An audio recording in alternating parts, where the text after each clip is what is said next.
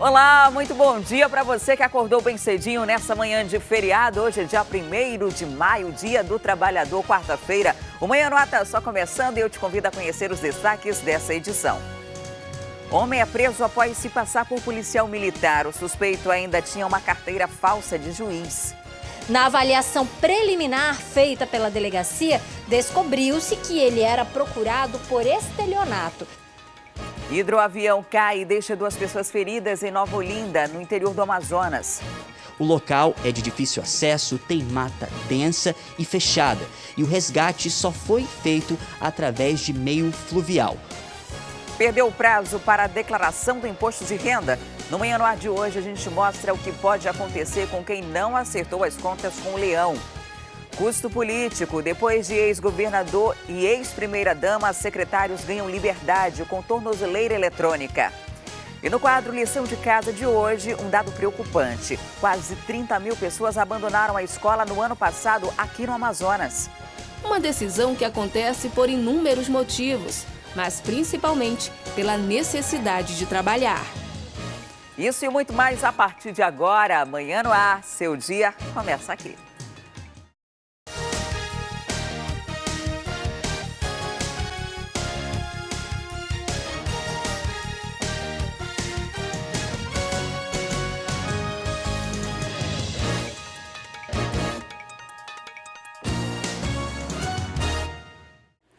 Olá, um excelente dia para você. São 6h02 e meu bom dia especial vai para você, trabalhador que está se preparando agora para sair de casa e trabalhar mesmo num dia de feriado, ou para você que está aproveitando a sua folga e já vai começar a sua quarta-feira bem informado aqui no Manhã no Ar. Você pode participar do programa com a gente, é muito simples. Manda a sua sugestão de reportagem, denúncia, flagrante na nossa rede social. Vai lá na nossa página no Facebook e deixa o seu recadinho. Nós também estamos ao vivo no aplicativo A Crítica Play.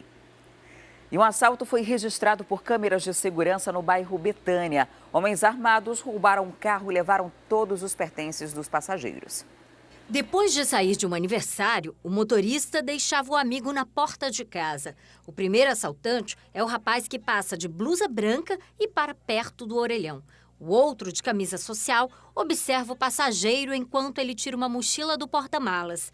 Rapidamente, ele ameaça a moça e o motorista e faz todos descerem do veículo. Os 2 assaltantes estavam armados. Eles entram no carro e saem pelas ruas do bairro Betânia.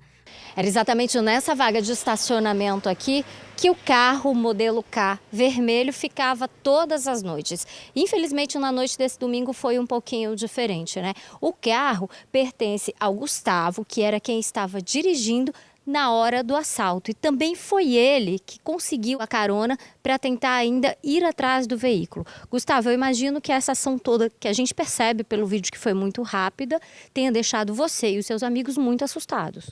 Sim, a gente estava muito assustado e a gente, na verdade, não tem como explicar, né? A emoção que a gente sentiu na hora não teve reação nenhuma. A reação que a gente teve foi de levantar as mãos e deixar ele levar tudo. Essa foi a nossa reação. E logo em seguida que os assaltantes pegaram o meu carro, eu tive a iniciativa de pegar uma carona, que logo que estava passando um cara, um militar, agradeço muito ele, ele estava passando e ele não sabia o que estava acontecendo, ele não sabia se a gente era assaltante ou sei lá o que estava acontecendo. A gente conseguiu perseguir eles até uma certa parte e teve uma parada no sinal, eles pararam no sinal, a gente chegou bem perto deles e eles saíram do carro, apontaram novamente a arma pra gente, para não perseguir eles mais, mas eles saíram, entraram no carro novamente e foram. Passaram na bola da SEASA ali e entraram direto para o distrito. A gente conseguiu perseguir eles até lá e entrou na bola lá do distrito, eles se perderam da gente. Agora, Gustavo, o mais importante agora é tentar recuperar esse carro. Quais são as características do teu veículo? Bom, o meu veículo é um Ford Ka, a placa PHA 4202. Ele é um Ford Ka vermelho e ele tem um amassado na porta, bem grande o amassado dele. E essas são as características dele. Bom, esse carro pode ter sido usado aí para algum tipo de ação por parte desses assaltantes, né? Eles podem ter abandonado em algum lugar. Então, se você encontrou um carro com essas características, né? O carro vermelho, esse carro que está aparecendo na imagem, está amassado na porta, é só fazer a denúncia, né? Para o telefone 181 da Polícia Civil. E um rapaz foi encontrado morto na tarde de ontem no Monte Sinai. Após ouvir testemunhas, a polícia acredita que ele foi vítima de latrocínio, roubo seguido de morte. Sobre esse assunto eu converso ao vivo com o Danilo Alves. Olá, Danilo, muito bom dia para você. A polícia acredita que a vítima teria recebido suspeitos em casa, foi isso? Isso mesmo, Adriane. Bom feriado para você, para todos que assistem a gente nesse 1º de maio. Então, o Renan, ele estava na casa dele com um companheiro ainda nas primeiras horas no caso, dia 30 de abril, na segunda-feira. As informações da Polícia Militar são de que depois que o companheiro saiu de casa, ele chamou outros 2 homens que ainda não têm nenhuma identificação, mas vizinhos viram essa dupla entrar na casa de Renan. O Renan, ele tem 27 anos, é Renan Carvalho. Ele, segundo informações da Polícia Militar, depois que recebeu esses 2 na casa dele, ele não esperava que esse encontro casual fosse levar à morte, porque em seguida dessa, no caso, visita, os 2 amarraram o Renan no quarto dele com um fio elétrico, o estrangularam e em seguida levaram quase todos os pertences de eletroeletrônicos e eletrodomésticos. Sanduicheira, televisão, né, outros objetos da casa foram levados por essa dupla. Em seguida, eles conseguiram fugir. Uma vizinha que mora com o Renan percebeu a ausência dele, já que ele trabalha no período da tarde e acaba indo na casa dessa mulher para almoçar ou para ter algum lanche, já que mora sozinho com o companheiro. Só que ela sentiu a falta dele e foi procurar na casa. Quando achou por volta das 5 horas da tarde, ele já estava sem vida. A Polícia Militar foi acionada, delegacia especializada em homicídios e sequestros também, e os 2 começaram ali uma verificação para tentar saber o paradeiro desses 2 suspeitos. Mas como a vizinha falou, a única movimentação estranha era de que, no caso, o homem, né, o Renan, teria chamado esses outros 2 suspeitos durante ainda o período da manhã. O companheiro desse rapaz, no caso, segundo a vizinha, foi chamado por ela. Ele abriu a porta do apartamento em que os 2 moravam e foi o próprio companheiro de Renan que encontrou o corpo da vítima.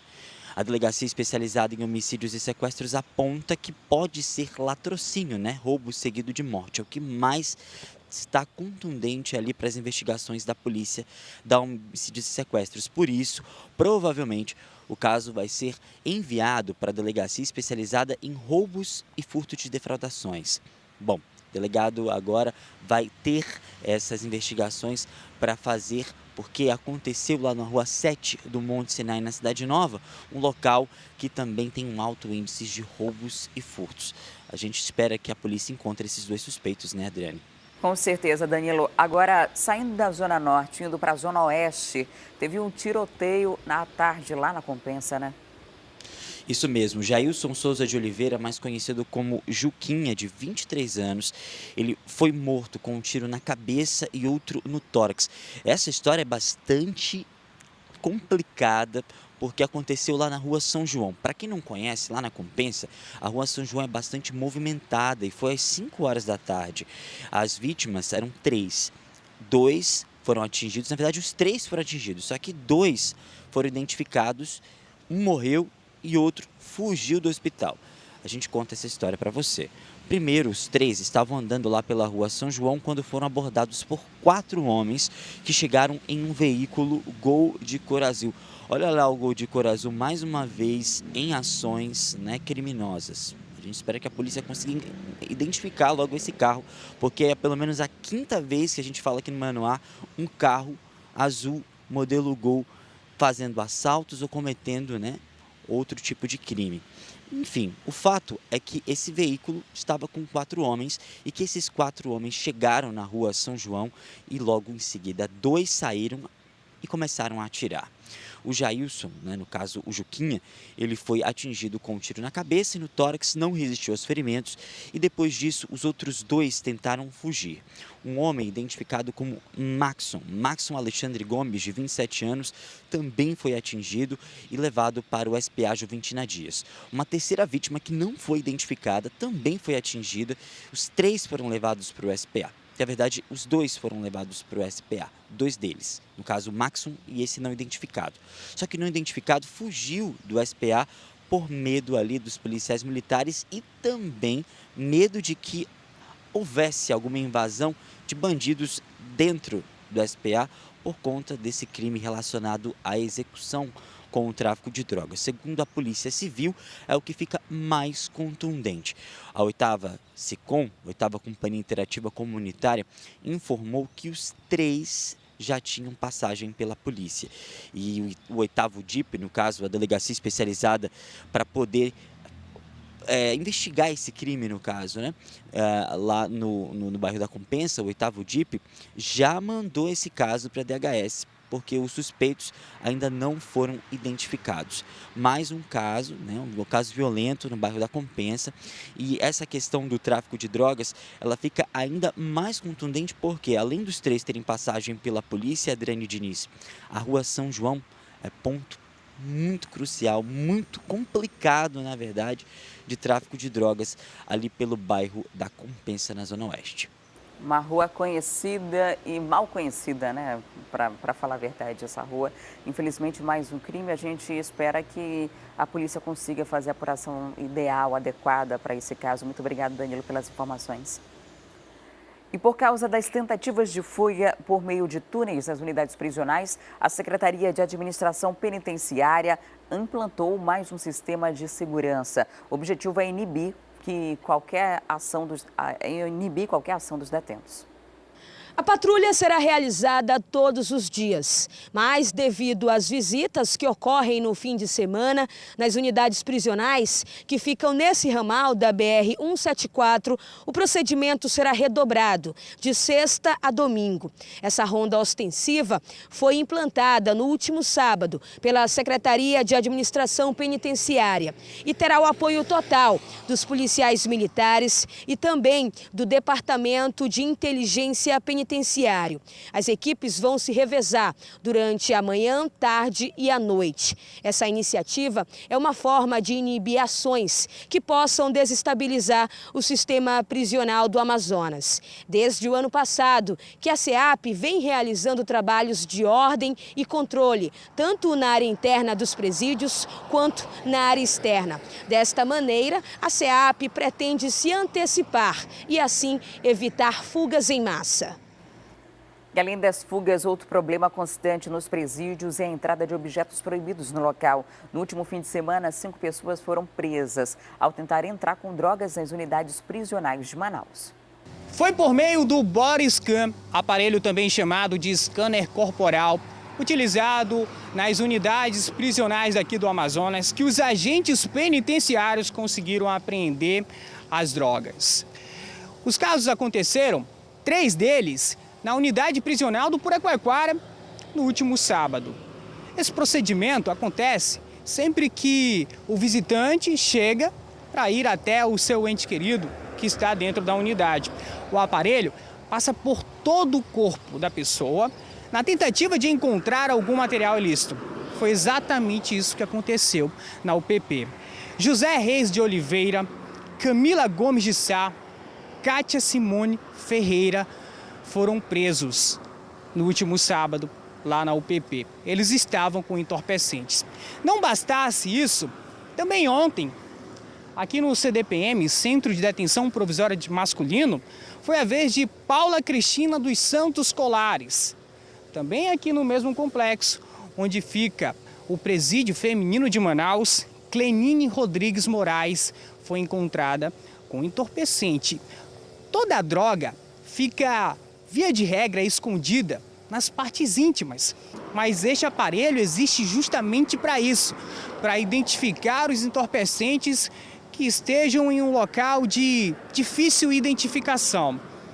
todas essas pessoas que tentaram entrar com entorpecentes nas unidades prisionais daqui do Amazonas foram levadas para as delegacias. Elas vão responder por tráfico de drogas e ficarão com as visitas suspensas por tempo indeterminado. E um homem foi preso durante a abordagem policial na zona leste de Manaus. Ele se identificou como um policial militar, mas ao apresentar o documento, os policiais de verdade perceberam que a identificação era falsa. A polícia militar é responsável pelo patrulhamento ostensivo da cidade e muitas vezes, durante uma abordagem, acaba encontrando alguns casos, no mínimo, curiosos. Na noite de sábado, por volta de 10h20 da noite, a equipe da 14ª SICOM resolveu fazer uma abordagem em um homem que estava numa motocicleta vermelha. A princípio, para tentar fugir da polícia, ele se identificou como sendo policial militar da 26ª SICOM. Mesmo assim, os PMs desconfiaram. Ele apresentou uma carteira que tinha o nome de Jonas Castro Barreto. Ele estava realmente com uma camisa da Polícia Militar, mas não tinha nenhum outro documento que comprovasse isso. Pelo contrário, o documento que ele tinha e que apresentou à polícia fez com que os PMs desconfiassem dele, porque era uma carteira de juiz. Ou seja, ou o homem era policial militar, ou ele seria realmente um juiz. Andando numa moto, claro que os PMs acharam aquela atitude suspeita. O homem acabou sendo trazido aqui para o 14º Distrito Integrado de Polícia. Na avaliação preliminar feita pela delegacia, descobriu-se que ele era procurado por estelionato. E a partir daí, ele ficou detido aqui na delegacia para mais esclarecimentos. E um hidroavião caiu na manhã de ontem na área rural do município de Nova Olinda do Norte, no interior do Amazonas. 2 pessoas estavam na aeronave, um piloto americano e um passageiro. Felizmente, ninguém morreu. O hidroavião caiu em uma comunidade chamada Cristo Rei, que fica a 40 quilômetros do município de Nova Olinda do Norte. Fica no fim da M-254, que liga Manaus ao município. Foi às 7 horas da manhã que o piloto Matthew Steininger, de 42 anos, e o pastor evangélico Genivaldo Febrônio, de 48, saíram da sede do município em rumo a 2 comunidades, a de Camarões e a de Guajará, para uma missão da igreja. Só que esse caminho foi interrompido por conta do mau tempo. Durante a viagem dessa dupla, houve um temporal e o piloto precisou realizar um pouso forçado e o hidroavião caiu em uma comunidade bem próxima à área do rio. Infelizmente, não deu nem para identificar o número da aeronave. O local é de difícil acesso, tem mata densa e fechada, e o resgate só foi feito através de meio fluvial. Nem piloto e nem passageiro morreram. Os 2 tiveram ferimentos leves. Apenas Genivaldo Febrônio quebrou a perna e foi levado para o hospital da cidade. Já o piloto também teve escoriações leves e está sendo também atendido no hospital. A Polícia Militar e a aviação agora querem saber o que houve durante esse acidente. As informações preliminares foi questão de falha técnica, mas a aeronave vai ser periciada ainda essa semana.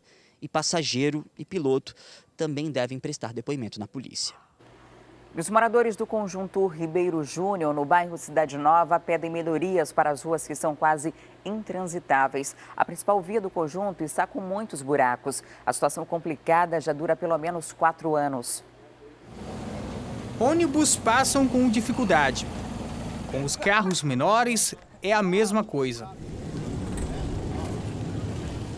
Muito complicado, tanto a esculhamba com todos os nossos carros, que aí os poucos moradores que têm carro aqui acontece isso, e molha todo as pessoas que estão passando, até mesmo porque o pessoal não tem muita consciência, né? É um buraco aqui, outro ali, que incomodam muito quem mora no conjunto. Para tapou um buraco sim, outro não, depois não tapou mais, sumiu, esqueceu aqui o conjunto, deixou entregar barato. A prefeitura só vem por aqui em tempo de política. Desde então, o problema só tem piorado. Os moradores querem que a prefeitura venha aqui e resolva a situação. Eu queria que pelo menos eles dessem uma atenção ao ponto de tapar esses buracos que ninguém suporta mais andar de carro na rua só para quebrar. Eles, quando vêm aqui, tapam um buraco aqui, outro não, só para enganar mesmo. não é só a Rua I que está assim.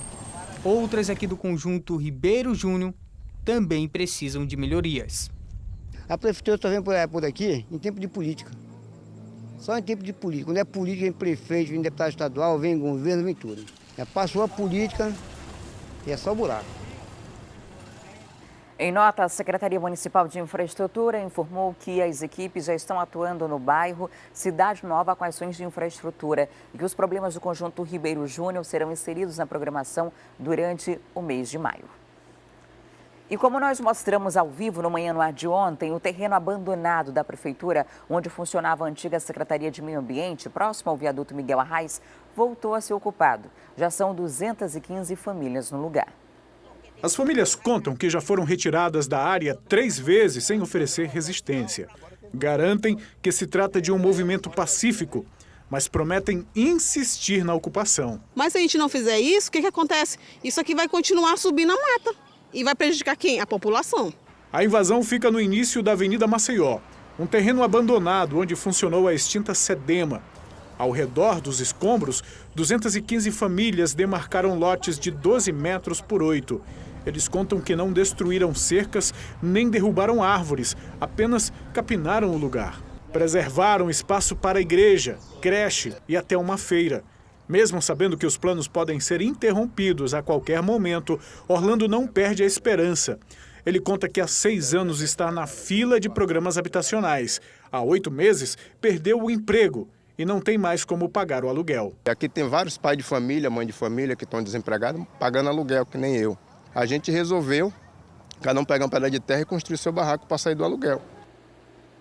Em nota, a Prefeitura informou que o terreno de quase 5 hectares é área de transbordo do Igarapé do Mindu, principalmente durante o período chuvoso. Por isso, não pode receber qualquer tipo de construção. O Gabinete de Gestão Integrada discute estratégias para evitar a reincidência da ocupação. Ou seja, a Prefeitura deve voltar ao local e retirar mais uma vez essas pessoas. É um direito de todo mundo a moradia, mas isso não significa que você pode invadir qualquer área e construir o que bem entende, né? Como está acontecendo aí nessa área. E vai acontecer um problema daqui a pouquinho, né? O rio está enchendo, o Igarapé vai transbordar, vai invadir essa área onde estão esses barracos. Então, é uma invasão que vai durar pouco tempo e aí vai virar um outro problema de saúde, um problema de habitação, um problema social. Enfim, é um local que não dá para ser habitado. Por isso, as estruturas que funcionavam todas ali foram retiradas, porque é uma área, no período chuvoso, que o Igarapé do Mindu transborda. E daqui a pouco tem a nossa interação com a Rádio FM O Dia e a gente vai falar da soltura de Evandro Melo, o último preso da Operação Custo Político. A gente traz ainda dicas para quem não declarou o imposto de renda ou precisa corrigir informações. E no quadro Lição de Casa, um dado alarmante. Mais de 28 mil estudantes abandonaram a escola no ano passado aqui no Amazonas e a gente vai mostrar o porquê. É um instante só, não saia daí.